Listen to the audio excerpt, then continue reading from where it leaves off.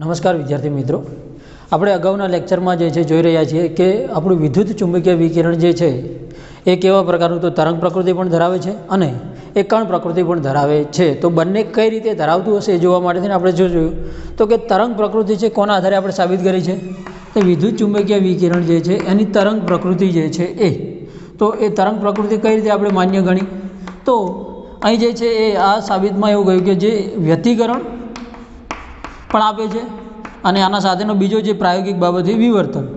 તો જે વ્યતિકરણ અને વિવર્તન બંને આપે તો પ્રાયોગિક બાબતે પણ આ સાબિત થઈ શક્યું કે આપણો વિદ્યુત ચુંબકીય કણ જે છે એ તરંગ પ્રકૃતિ ધરાવે છે. ત્યારબાદ આપણે હમણાં જોયું લાસ્ટ લેક્ચર જે હતું એમાં જોયું હતું કે કણ પ્રકૃતિ. તો કણ પ્રકૃતિમાં શું કહ્યું તો કણ પ્રકૃતિ જે છે એની અંદર મેક્સ પ્લાન્કે પ્રયોગ કર્યો. જેને કયો પ્રયોગ કર્યો બ્લેક બોડી રેડિયેશન એટલે કે કાળા પદાર્થનું વિકિરણ. તો કાળા પદાર્થનું વિકિરણ છે એ પણ શું આપે છે પ્રાયોગિક અનુમોદન આપે છે કે કણ હોવો જોઈએ તરંગ જે છે એ. અને આઇન્સ્ટાઈન જે છે એમનો પ્રયોગ કરેલો જે આપણે ફોટો ઇલેક્ટ્રિક અસર જે છે એનાથી જોયું. તો આ બાબત સમજાવે છે કે આપણો જે છે એ તરંગ જે છે જે આપણો પ્રકાશનું વિકિરણ જે છે એ કણ પ્રકૃતિ પણ ધરાવતો હોવો જોઈએ. તો આ બંને પ્રકારનું જે છે પ્રાયોગિક મોદન મળે છે. તો હવે વૈજ્ઞાનિકો એ મૂંઝવણમાં હતા કે આ બંનેમાંથી માન્ય કોને ગણવું, બરાબર ને. તો એવું માનવામાં આવ્યું કે આ જે છે એ બંને પ્રાયોગિક બાબતો છે. તો એવો સમય છે કે જ્યાં તરંગ પ્રકૃતિ છે એ સમયે પોતે જે છે કણ તરીકે વર્તન નહીં કરતો અને કણ જે છે એ સમયે તરંગ પ્રકૃતિ નહીં, પરંતુ એવું માનવામાં આવ્યું કે આપણું જે વિદ્યુત ચુંબકીય વિકિરણ જે છે, બરાબર ને, જે પ્રકાશનું કિરણ છે તો વિદ્યુત ચુંબકીય વિકિરણ કેવો સ્વભાવ ધરાવે છે તો વિદ્યુત ચુંબકીય આપણું જે વિકિરણ છે એ કેવો દ્વૈત સ્વભાવ ધરાવે છે. એટલે એ જે છે કણ પ્રકૃતિ પણ છે અને તરંગ પ્રકૃતિ પણ છે. તો જ્યારે દ્રવ્ય સાથે આપણું વિકિરણ પ્રક્રિયા કરવા જાય છે તો એ કંઈ કણ પ્રકૃતિ આપે છે અને જઈ રહ્યું છે તો વ્યતિકરણ અને વિવર્તન પણ આપે છે. તો એનો મતલબ એવો કે આપણું વિદ્યુત ચુંબકીય વિકિરણ દ્વૈત સ્વભાવ ધરાવે છે. અને અહીં જે છે આપણે થોડાક સૂત્રો પણ જે છે એ આપણે મેળવ્યા હતા. તો એ સૂત્રો જે છે એના પરથી આપણે કેટલાક દાખલા ગણશું. આ સૂત્રો જે છે અહીં ખાસ યાદ રાખશો, કારણ કે આપણે અત્યાર સુધીના જે દાખલાઓ ગણવા માટે કયા કયા સૂત્રો આવ્યા છે તો જોઈ લઈએ. કંઈક જે છે આપણે એક સૂત્ર એવું જોયું હતું કે પ્રકાશનો વેગ જે c છે એ આવૃત્તિ અને વેવલેન્થ જે છે એના ગુણાંકમાં હોય છે. એટલે કે આના પરથી આપણે સૂત્ર શું મળ્યું હતું કે કોઈ પણ આવૃત્તિ શોધવી છે તો એને આપણે c/λ તરીકે દર્શાવી શકીએ છીએ, જ્યાં ન્યૂ એ આવૃત્તિ છે, લેમડા તરંગ લંબાઈ છે આપણા જે તે આપણું તરંગ જે નીકળી રહ્યું છે એની, અને સી એ પ્રકાશનો વેગ છે. તો આનું મૂલ્ય કેટલું છે તો આનું મૂલ્ય જે છે એ 3 × 10⁸ મીટર પર સેકન્ડ. તો આ એનું વેલ્યુ છે. હા, અહીં જે છે એ મેક્સ પ્લાન્ક જે છે, બરાબર ને, તો પ્લાન્કે જે કાળા પદાર્થનું વિકિરણ આપ્યું તો ત્યાં એને જે છે એ જે આપણા તરંગો આવી રહ્યા છે અહીં જે છે અહીં કીધું કે આ તરંગ પ્રકૃતિ છે. તો આ તરંગ નહીં હોતા શું છે તો એ જે છે એ ક્વોન્ટા છે, એટલે કે એ પેકેટ્સમાં છે, સતત રીતે વિકિરણ નથી. અંદર આપણે થિયરીમાં વ્યવસ્થિત તમે એનસીઈઆરટી ખૂબ સારી રીતે વાંચો તો બધા જ શબ્દો સમજ આવશે કે આ સતત રીતે જે બતાવે છે. હકીકતમાં કણ પ્રકૃતિ એવું કહે છે કે આ વિકિરણ સતત આવતું નથી, એટલે કે એ જે છે એ ક્યાં ક્રમશઃ જે છે, બરાબર ને, એનામાં જે છે એ આ રીતે ભાગ પડે છે. એટલે કે અહીં વચ્ચે વચ્ચે જોવું તો આ જે છે શું છે એક જે છે એ આ રીતના તરંગ જે છે એ પેકેટ્સમાં છે, બરાબર ને. આને તમારે સિમ્પલ રીતે સમજવું હોય તો કે આપણે હું અહીંથી, બરાબર ને, પાણીની ધાર વેવો તો હું 5 લીટર પાણી જે છે સીધું હોય તો એ સતત પાણી આવી રહ્યું છે એવું તમે તો કહેશો, બરાબર ને. પણ એના હું જે છે એ 200 મિલીના પાઉચ બનાવી દઉં અને ફેંકું તો પાણી તો એટલું જ છે પરંતુ પેકેટ્સમાં છે. એમ આવશે તો ખરી, હું સતત પેકેટો બધા ફેંકીશ તો એકદમ એ રીતે ઝડપી આવી જઈ રહ્યા છે, બરાબર ને, પણ પેકેટો એકદમથી ઉપરથી પડી રહ્યા છે તો એ પેકેટ્સમાં છે, બરાબર ને. થોડામાં ઓછી ખબર પડે તો જેમ કે હું ધારો કે 10,000 લીટર પાણી જે છે ઉપરથી આવું છું, એકદમ એની ધારા આવશે તો એ પાણીનો તમને સ્ત્રોત છે. પણ 10,000 લીટર પાણી જે છે એના હું 200 મિલીના જે છે એ પેકેટ્સ બનાવી દઉં અને ઉપરથી ફેંકું તો પાણી તો આવી જાય પણ એ પેકેટ્સમાં છે. એમ આપણો તરંગ જે છે એ તરંગ પ્રકૃતિ છે એ તરંગમાં પણ આવે છે પણ એ કણની જેમ આવી રીતના પેકેટ્સમાં છે. એટલે આપણા જે તરંગો આવી રહ્યા છે પેકેટ્સમાં છે અને આ પેકેટ્સ છે એનું નામ શું છે તો આ પેકેટ્સ જે છે આ રીતે જે છે એને ક્વોન્ટા કહ્યા છે. આને શું કહ્યા છે એ ક્વોન્ટા છે. તો આ રીતે અલગ અલગ ક્વોન્ટા છે. તો આ ક્વોન્ટા જે છે એની એનર્જી શું છે તો એની એનર્જી જે છે એના માટે મેક્સ પ્લાન્કે આપણને સૂત્ર શું આપેલું છે તો એને સૂત્ર આપ્યું E=hν. એ એની આવૃત્તિના સમપ્રમાણમાં છે. પેકેટ્સની જે પણ ઉર્જા છે એક પેકેટ્સની જ વાત છે, બરાબર ને. આ પેકેટ્સ જે છે એ કોના તો આવૃત્તિના સમપ્રમાણમાં હોય છે. હવે એચ બરાબર એની વેલ્યુ કેટલી છે તો એચની વેલ્યુ જે છે 6.626 10⁻34 જૂલ ઇન્ટુ સેકન્ડ છે, બરાબર ને. તો આ એની શું છે વેલ્યુ છે. હવે ન્યૂ છે એની જગ્યાએ આપણે આ કિંમત મૂકી શકીએ છીએ. તો અહીં એક બીજું સૂત્ર આપણને મળે છે E=SC/λ, બરાબર ને. તો આ સૂત્રનો પણ ઉપયોગ કરશું, આનો પણ આપણે એક્ઝામ્પલ ગણવા ઉપયોગ કરશું, બરાબર. તો અહીં જે છે હવે બીજો પોઈન્ટ જે છે ફોટો ઇલેક્ટ્રિક અસર, એના પરથી પણ આપણને સૂત્ર મળ્યું છે. તો એ સૂત્ર શું મળ્યું છે તો ફોટો ઇલેક્ટ્રિક અસર જે છે એમાં આઈન્સ્ટાઈન જે છે એમને આપણને શું સમજાવ્યું તો અહીં જે આગળનું જૂનું યંત્રશાસ્ત્ર હતું એ પ્રમાણે આપણે ધારો કે હર્ટ્ઝનો જે પ્રયોગ હતો એમાં એવું કહ્યું કે કોઈ ધાતુ છે, ધાતુ ઉપર ઇલેક્ટ્રોન જે છે એ ધાતુ પર કોઈ ચુંબકીય વિકિરણ જે છે એ આવી રહ્યું છે, એના પર અથડાય છે અને અથડાવાથી એ ઇલેક્ટ્રોનનું ઉત્સર્જન કરે છે, જેને ફોટો ઇલેક્ટ્રિક અસર કહે છે. તો આઈન્સ્ટાઈને શું છે એને સ્પેસિફિક કહ્યું કે આવનાર વિકિરણો જે આવી રહ્યા છે તો આ પ્રયોગ કંઈક આવો હતો કે આપણી ધાતુની જે તે સપાટી છે એના પરથી વિકિરણો આવે છે તો એ પેકેટ્સમાં આવે છે, આની સાથે અથડાય છે અને અથડાવાથી ઉત્સર્જન થાય છે ઇલેક્ટ્રોન છે અને આ આપણું વિકિરણ છે. તો કહ્યું કે આ ધાતુ આપણે જે પણ લીધેલું છે એની કંઈક મેક્સિમમ એક એવી ઉર્જા હશે જેને શું નામ આપ્યું છે તો એની જે આવૃત્તિ છે, બરાબર ને, એ આવૃત્તિનું નામ આપ્યું ν0. તો એ આવૃત્તિ છે એને શું કહ્યું છે દેહલી આવૃત્તિ, બરાબર ને. કઈ આપી છે દેહલી આવૃત્તિ. ધાતુ પાસે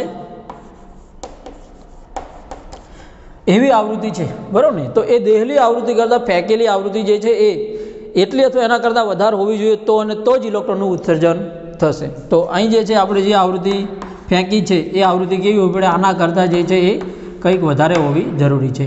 તો અહીં આવશે અને અહીંથી જે છે ઇલેક્ટ્રોન જે છે એ ફેંકાઈ રહ્યા છે તો એની પાસે શું હશે કંઈ ગતિ હશે. તો આ ગતિ છે અને ગતિ ઉર્જા, તો એ જે છે એને શું નામ હોય એ તો 1/2 ગતિ ઉર્જાને 1/2 mv² કહે છે, બરાબર. તો એ ગતિ ઉર્જા આટલી છે.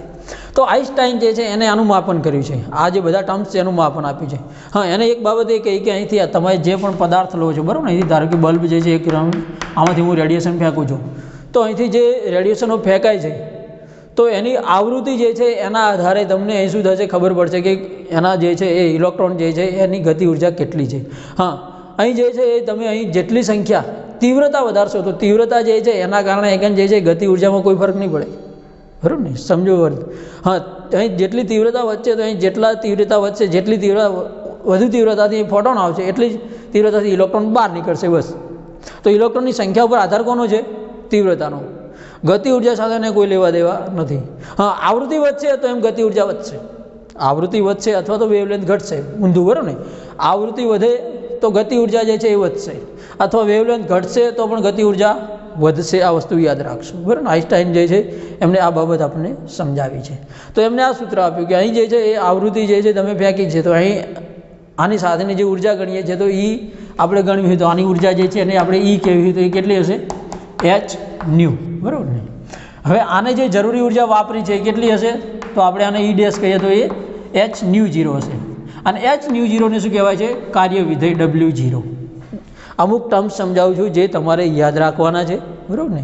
તો આ કાર્ય વિધેય છે કે કાર્ય કરવા માટે મેક્સિમમ આટલી આવૃત્તિ તો જરૂરી છે જ, તો જ કાર્ય થશે, એટલે કે ઇલેક્ટ્રોન બહાર નીકળશે.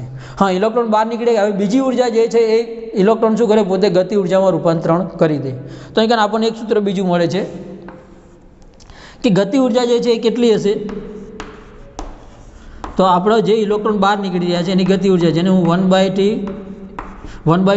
mv² કહું છું, બરાબર ને. આ ગતિ ઉર્જા જે છે કેટલી હશે તો કુલ આપણી ફેંકાયેલી જે ઉર્જા છે એમાંથી વપરાઈ ગયેલી ઉર્જા બાદ કરીએ એટલે આપણી કુલ ફેંકાયેલી ઉર્જા જે છે કેટલી છે તો એને જે છે એ આપણે hν કહું, બરાબર ને. તો એમાંથી બાદ થયેલી ઉર્જા જે છે એ કેટલી છે hν0, બરાબર ને. આટલું કાર્ય વિધેય કરવા એટલે આટલી ઉર્જા તો વાપરશે અને ચોક્કસ વાપરશે, પછી જ બીજી ઉર્જાનો એ ગતિ ઉર્જામાં ઉપયોગ કરશે. તો અહીં જે છે એ બીજો ગતિ ઉર્જામાં ઉપયોગ કરે છે. તો જેને હું હવે સૂત્ર સ્વરૂપે લખું તો આપણને સૂત્ર આ મળે છે 1/2 mv², બરાબર ને. તો એક સૂત્ર આ મળે છે. હા, તો આ છે, બરાબર. હા, અહીં યાદ એ રાખશો કે આ ઉર્જા જે છે એવું નથી કે અહીંથી જે ઉર્જા ફેંકી તો આ એના સિવાયની બધી ઉર્જા જે છે ગતિ ઉર્જા, એટલે ઇલેક્ટ્રોન દોડવા માંડે. આપણને અંદર એવું કહ્યું છે પરંતુ મેક્સિમમ એ વસ્તુ એ સમજો કે આ ઉર્જા જે છે વધુમાં વધુ જે ઉર્જા જે છે એ અહીં આવે છે મેક્સિમમ ઉર્જા, બરાબર ને. વધુમાં વધુ ઉર્જા જે છે એનો ઉપયોગ એ ઇલેક્ટ્રોન માટે કરશે.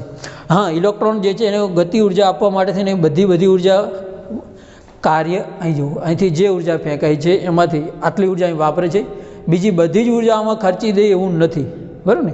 અમુક ઉર્જા જે છે અંદરની અથડામણ થવા માટે અણુઓ જે છે એમાં પણ વપરાય છે, બરાબર ને. એની પછીની ઉર્જા જે છે આમાં વપરાય છે. આ વસ્તુ યાદ રાખજો.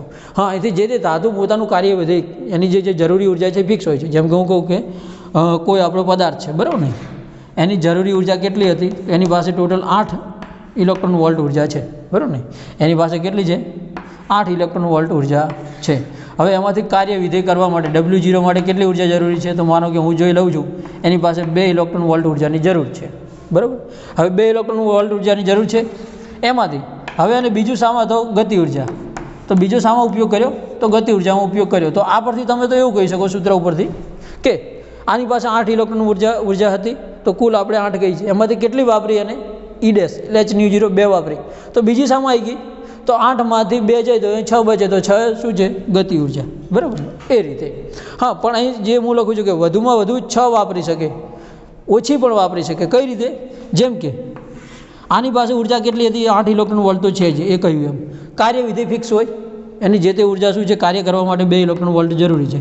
પણ એ ગતિ ઉર્જા ધરાવતા ઇલેક્ટ્રોન જે છે એની ઉર્જા માપવામાં આવી તો ક્યારેક 5 ઇલેક્ટ્રોન વોલ્ટ મળી, બરાબર ને. આ બધી ઉર્જાઓ ઇલેક્ટ્રોન વોલ્ટમાં છે. 5 ઇલેક્ટ્રોન વોલ્ટ મળી, એનો મતલબ કે 1 ઇલેક્ટ્રોન વોલ્ટ ક્યાં ગયો? બરાબર. તો 1 ઇલેક્ટ્રોન વોલ્ટ જે છે એ ક્યાં હશે? તો અંદર અથડામણ થવામાં વપરાઈ ગઈ હશે, બરાબર ને. તો એ પણ યાદ રાખો કે અથડામણ જે થાય છે, બરાબર, જેને આપણે કોલિઝન કહીએ છીએ, તો એમાં કેટલી? 1 ઇલેક્ટ્રોન વોલ્ટ ઉર્જા એને વાપરી છે. આ રીતે સમજવાનું છે.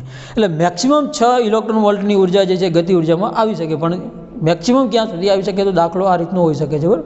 એટલે આ વર્ડ્સને આ રીતે સમજજો. તો આ જે છે ઉર્જા સંરક્ષણની આ વાત છે.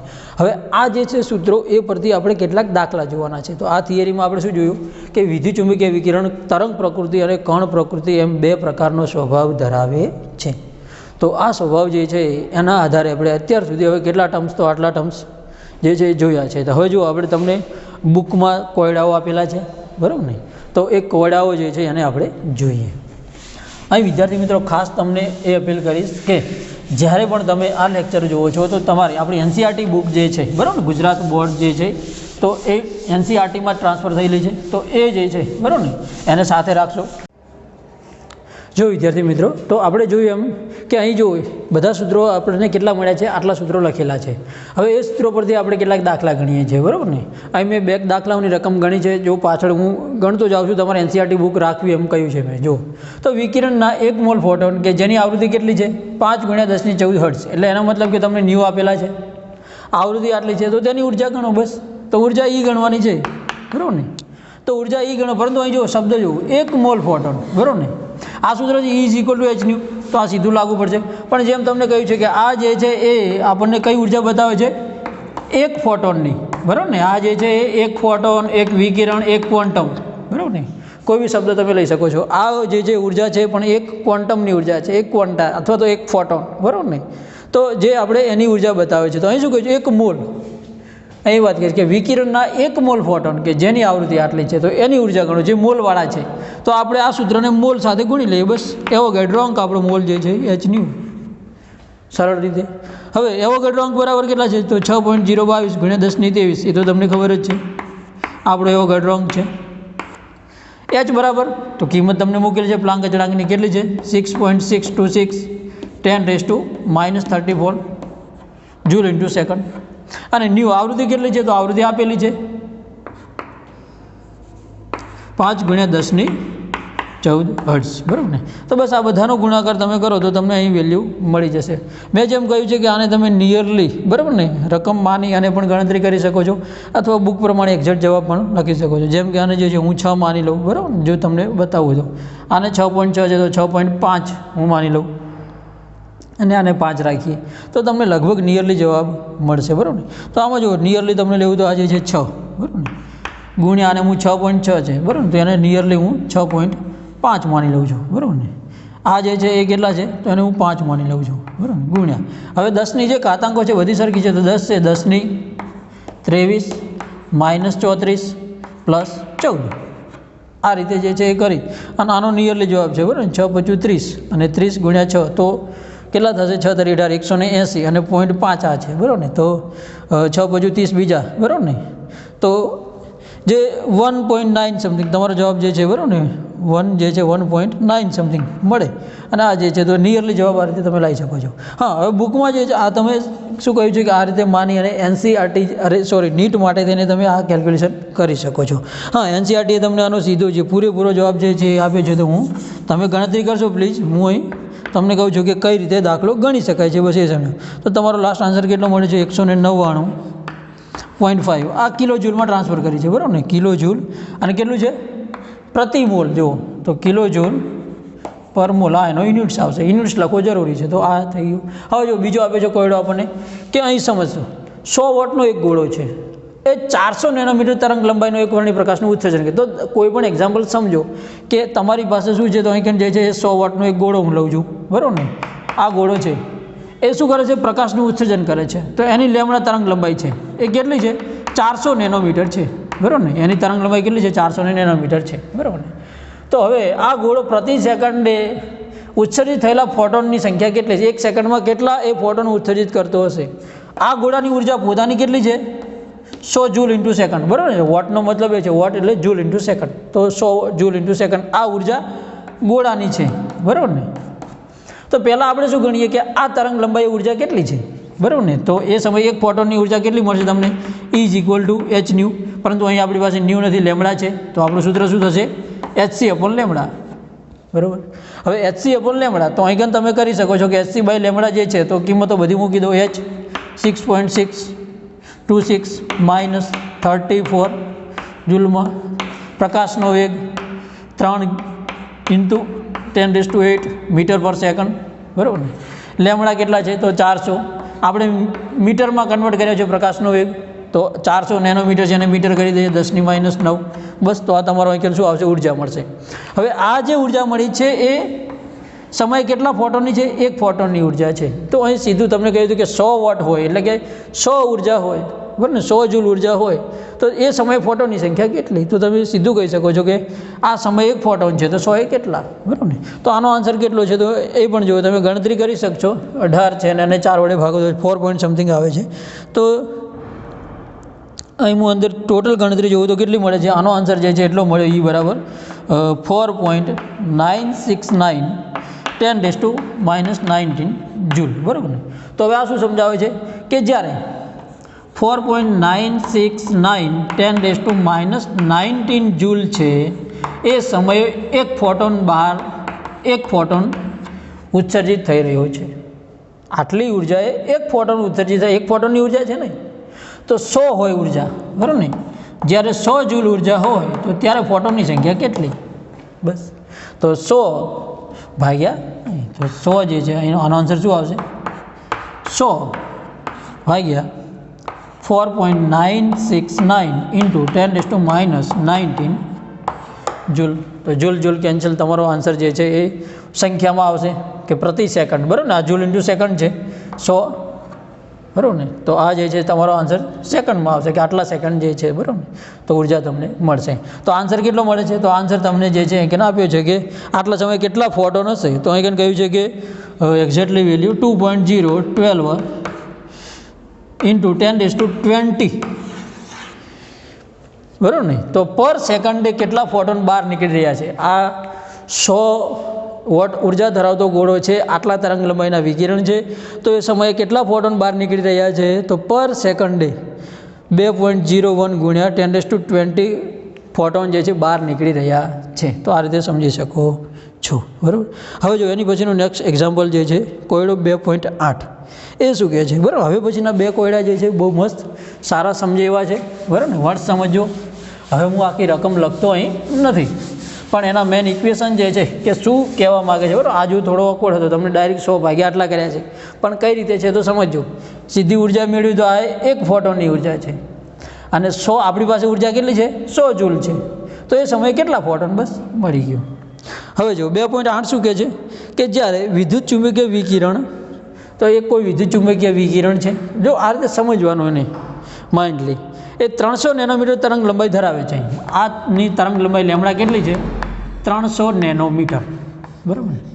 હા, તો 300 નેનોમીટર તરંગ લંબાઈ ધરાવતું વિદ્યુત ચુંબકીય વિકિરણ સોડિયમની સપાટી ઉપર પડે છે. તો અહીં કઈ ધાતુ આપણે રાખી છે? સોડિયમ. બરાબર ને? આ ધાતુ કઈ છે? એને સોડિયમ ધાતુ છે. એની સપાટી ઉપર પડે છે. તો એ જે છે કેટલું? તો કેટલી ઉર્જા? 1.68 × 10⁵ જૂલ પર મોલ ગતિ ઉર્જા ધરાવતા ઇલેક્ટ્રોન ઉત્સર્જિત કરે છે. આ વિકિરણ અહીં અથડાય છે. અથડાવાની સાથે એની અંદરથી ઇલેક્ટ્રોન બહાર નીકળ્યા. તો આની અંદરથી જે બહાર નીકળ્યા શું છે? ઇલેક્ટ્રોન છે. આ ઇલેક્ટ્રોનની શું છે? ઉર્જા. કઈ? ગતિ ઉર્જા. આ ઇલેક્ટ્રોનની ગતિ ઉર્જા એટલે કે આપણે કહ્યું છે 1/2 MeV². બરાબર ને? આ કેટલી છે ઉર્જા? તો એ ઉર્જા જે છે એ આપણને આપી છે 1.68 10⁵ જૂલ પર મોલ. બરાબર ને? તો આ કેવી છે? 1 મોલની વાત છે. 1 મોલ ઉર્જા આટલી છે. બરાબર ને? તો હવે તમને પ્રશ્ન શું કર્યો છે જોઈએ. ચલો, સોડિયમમાંથી 1 ઇલેક્ટ્રોન દૂર કરવા માટે ઓછામાં ઓછી ઉર્જા કેટલી જરૂર છે? આ તો 1 મોલ ફોટોન છે, પરંતુ જો આમાંથી 1 ઇલેક્ટ્રોન ફક્ત ને ફક્ત દૂર કરવો હોય તો ઉર્જા ગણો. આ જે છે એ ઉત્સર્જિત કરવા માટે એટલે જરૂરી ઉર્જા કેટલી છે? જેને આપણે શું કહીએ છીએ? જો તમને યાદ હોય તો H ડેશ કહ્યું હતું અને જેને આપણે કહ્યું હતું hν0. બરાબર ને? એ ઉર્જા કેટલી હશે? બરાબર ને? જરૂરી ઉર્જા. જો આ ગતિ ઉર્જા છે, આ એની કુલ ઉર્જા, પણ જરૂરી ઉર્જા એની પાસે કેટલી હશે એ શોધવાનું કહ્યું છે. એ પણ 1 ઇલેક્ટ્રોનની. બીજો પ્રશ્ન શું છે કે ફોટો ઇલેક્ટ્રોનને ઉત્સર્જિત થવા માટે કેટલી વધુમાં વધુ તરંગ લંબાઈની જરૂર પડશે? આ જે છે ઉર્જા છે એ સમય લેમડા કેટલું છે? બરાબર. તો આ મળશે, એના પરથી લેમડા તમને મળી જશે. તો પહેલી આ ઉર્જા શોધીએ. તો અહીં શું કરશું? તો અહીં જુઓ, તમને આટલી ઉર્જા એક આપી છે. તો પહેલી આપણે આ તરંગ લંબાઈના આધારે એક ઉર્જા શોધી લઈએ. તો આપણે એક સૂત્ર શું લગાવશું કે બરાબર ને, E = hc/λ. બરાબર ને?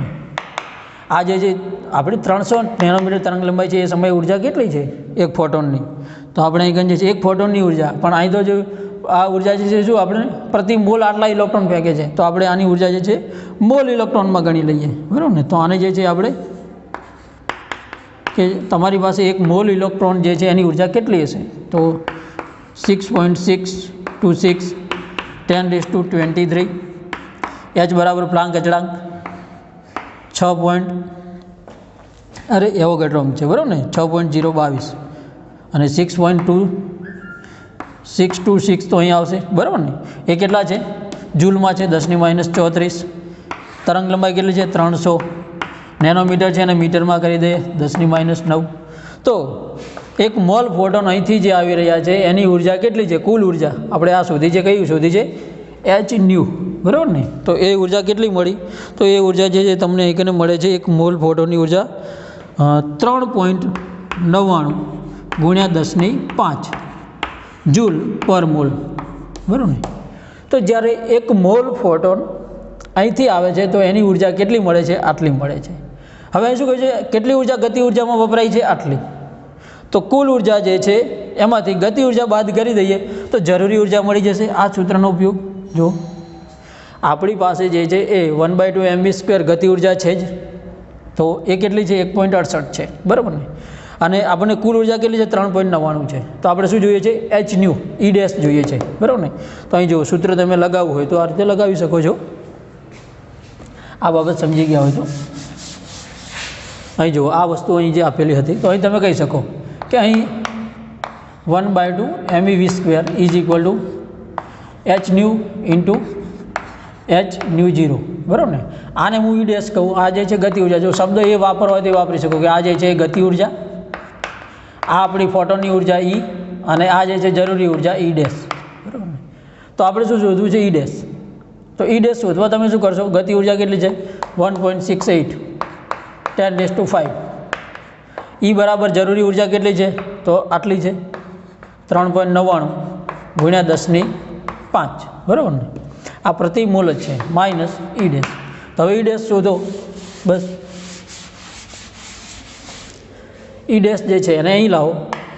તો E ડેશ = બરાબર, જેને આપણે કહીશું જરૂરી ઉર્જા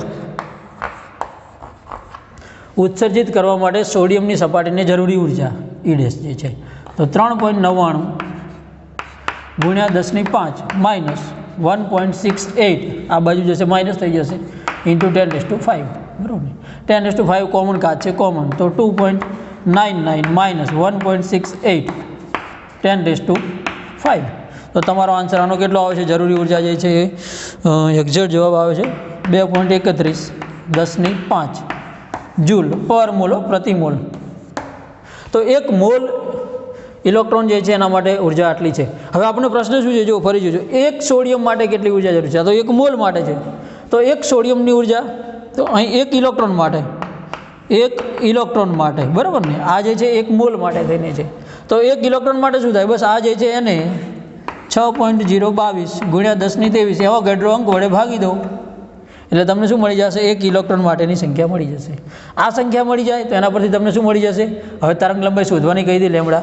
તો બસ આ સમયે લેમડા કેટલી હશે? તો ફરીથી એ સૂત્ર લગાવો, E' = hc/λ'. હવે આપણે નવો લેમડા ' શોધવો છે, આ 1 ઇલેક્ટ્રોન માટે થઈને. તો લેમડા ને કરતા બનાવો તો લેમડા અહીં જશે, તો hc/E'. તો hની કિંમત ખબર છે આપણને, cની કિંમત ખબર છે, અને E' જે છે એ અહીંથી મળી જશે. તો બસ તો તમે આ રીતે એ શોધી શકો છો, બરાબર ને? તો આ દાખલો થોડોક ઓકવર્ડ જેવો લાગે છે, પરંતુ એના શબ્દો જે છે એ કઈ રીતે કિંમત મૂકવી, બરાબર ને? ગતિ ઉર્જા જે છે એ તો આ સૂત્રો જે છે ને ધ્યાનમાં લેશો તો તમે ગણી શકો છો. અને હવે જો એક કોયડો આપણને એકદમ ઇઝી આપેલો છે, એ છે 2.9. તો એમાં ઓનલી ફક્ત આ જ સૂત્રનો ઉપયોગ છે, જુઓ, બરાબર ને? તો એ કોયડો આપણે કઈ રીતે ગણી શકીએ છીએ?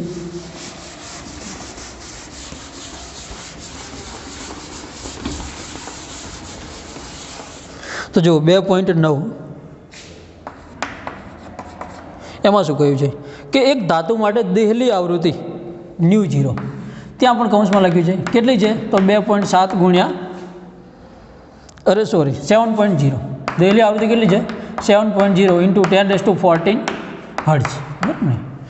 તો સેકન્ડ ઇન્વર્સ હર્ટ્ઝ જ છે, બરાબર ને? જ્યારે ધાતુ માટે આવૃત્તિ, બીજી આવૃત્તિ આપણે જરૂરી આવૃત્તિ કેટલી છે જે ફેંકીએ છીએ એ કે છે 1.0 × 10⁻15 હર્ટ્ઝ, બરાબર ને?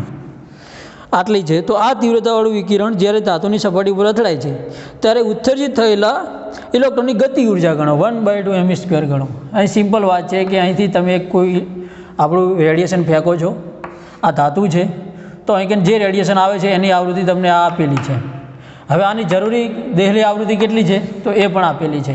એમાંથી ઇલેક્ટ્રોન બહાર નીકળે છે, જે ઇલેક્ટ્રોન બહાર નીકળે છે એની ગતિ ઉર્જા એટલે કે 1/2 m² કેટલા છે? તો અહીં જે છે આવૃત્તિ આપેલી છે, તો બસ આ સૂત્રનો ઉપયોગ કરો કે અહીં પ્રશ્ન શું છે? જરૂરી ઉર્જા, તો 1/2 mv² જરૂરી ગતિ ઉર્જા, બરાબર ને? તો આ જ આપણી ગતિ ઉર્જા છે, 1/2 mv² જે છે એ જ, બરાબર ને? કેટલી છે એનું સૂત્ર જે છે hν - hν0, બરાબર ને? હવે h આમાં જે છે પ્લાન્ક અચળાંક છે, એને આપણે બહાર લઈ લઈએ તો ν × ν0. hની કિંમત ખબર છે, આવૃત્તિ તમને જો આપી છે અને ν' પણ આપી છે, તો બસ કિંમતો મૂકો, જે આવે આપણો આન્સર. તો ગતિ ઉર્જા આ રીતે મળી જશે. તો અહીં જો સામાન્ય એક્ઝામ્પલ છે, પરંતુ શબ્દ સમજી અને આટલા સૂત્રો યાદ રાખી તમે દાખલાઓ ગણી શકો છો. તો અહીં જે છે એ આપણે કોયડાઓ પૂરા કરીએ છીએ. હવે પછીનો આપણો નેક્સ્ટ પોઈન્ટ જોઈશું અને સ્વાધ્યાયના જરૂરી અમુક દાખલા હશે તો એ પણ આપણે ગણશું. Thank you.